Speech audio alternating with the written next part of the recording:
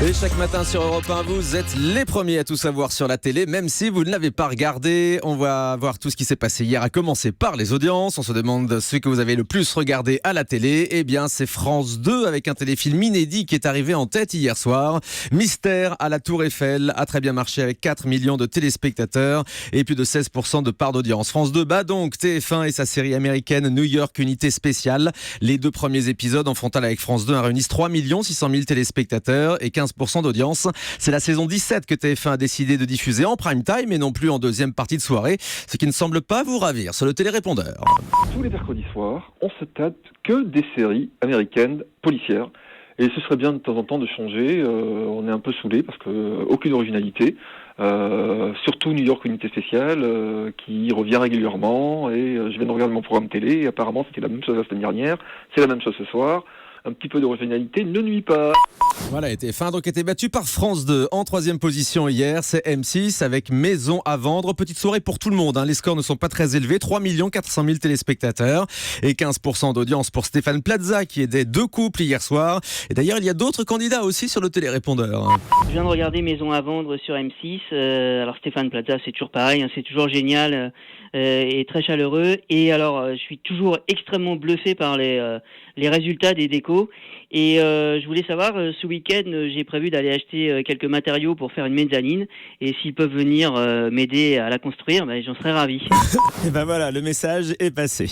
Les autres chiffres à Guillaume Janton. Bonjour Guillaume. Bonjour Thomas. Qui arrive en tête des autres chaînes? Eh bien hier soir, aucune chaîne ne dépasse le million de téléspectateurs, mais deux s'en approchent et c'est W9 qui arrive en tête avec un nouveau numéro d'enquête criminelle suivi par 900 000 fidèles, soit 4% de part de marché.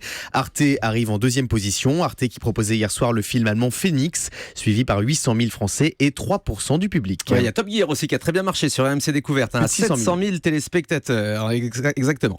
On passe maintenant aux Access Prime Time. Eh bien, Money Drop sur TF1 est leader en légère baisse, 3 450 000 téléspectateurs et 17,6%, une légère baisse pour Laurence Boccolini, tout comme Nagui, 3 150 000 fidèles pour le deuxième numéro de N'oubliez pas les paroles.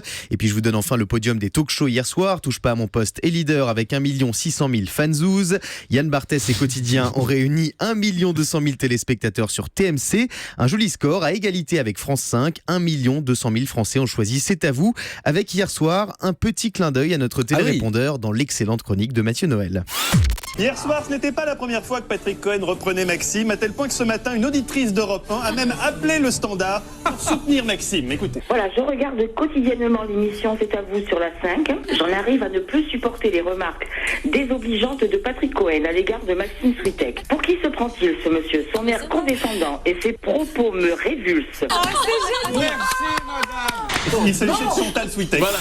Sympathique clin d'œil de Mathieu Noël dans C'est à vous hier sur le télérépondeur à propos de ces petites bisbilles très récurrentes entre Maxime Switek et Patrick Cohen dans l'émission. Je vous donne encore un score, celui d'Actuality sur France 2 qui dépasse hier 600 000 téléspectateurs. Ça grimpe sur France 2 en Access Prime Time. Merci beaucoup Guillaume, vous savez tout sur les audiences.